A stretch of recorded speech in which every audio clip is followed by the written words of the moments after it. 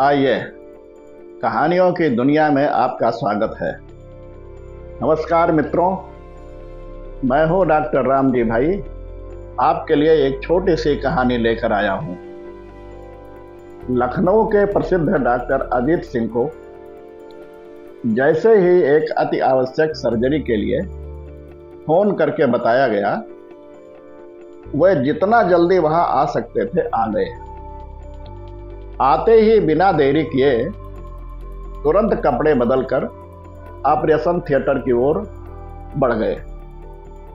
Doctor को वहां उस लड़के के पिता दिखाई दिए जिसका आज ऑपरेशन होना था। पिता डॉक्टर को देखकर भड़क गए और चिल्लाने लगे, आखिर इतनी देर कहां थे आप? आपको क्या पता नहीं कि हमारे बच्चे की जिंदगी खतरे में है? क्या आपकी कोई जिम्मेदारी नहीं बनती? आपका कोई कर्तव्य है या नहीं? डॉक्टर ने हल्की सी मुस्कुराहट के साथ कहा, मुझे माफ कीजिए, मैं अस्पताल में नहीं था। मुझे जैसे ही पता लगा, जितना जल्दी हो सका मैं आ गया। आप शांत हो जाइए, गुस्से से कुछ नहीं होगा।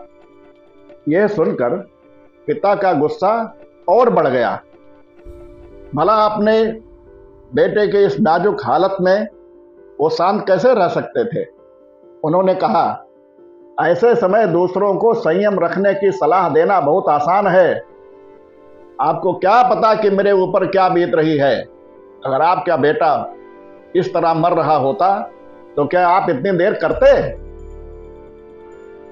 कि आपका बेटा मर जाए तो आप शांत रहेंगे? डॉक्टर ने स्थिति को भापा और कहा कि किसी की मौत और जिंदगी ईश्वर के हाथ में होती है।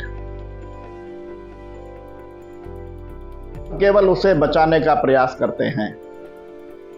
आप बाहर बैठकर ईश्वर से प्रार्थना करिए और मैं अंदर जाकर ऑपरेशन करता हूं। यह कहकर डॉक्टर ऑपरेशन थिएटर में चले गए। करीब 3 घंटे तक ऑपरेशन चला।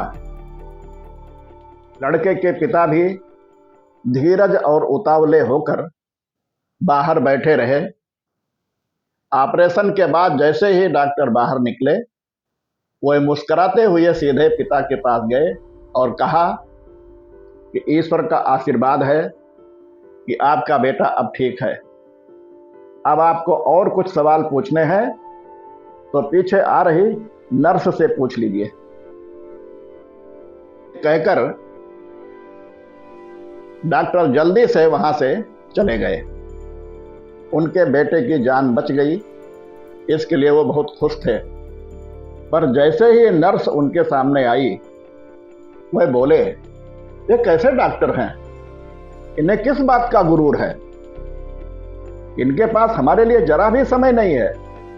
तब नर्स ने बताया, ये वही डॉक्टर हैं जिनके बेटे के साथ आपके बेटे का एक्सीडेंट हुआ था।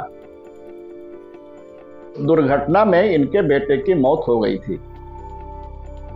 सब जानते हैं दुर्घटना आपके बेटे की गलती के कारण हुई थी। हमने जब इन्हें फोन किया था तो ये अपने बेटे का अंतिम संस्कार कर रहे थे और सब कुछ जानते हुए भी यहाँ आए और आपके बेटे का इलाज किया। इतना सुनते ही बाप की आंख में आंसू आ गए।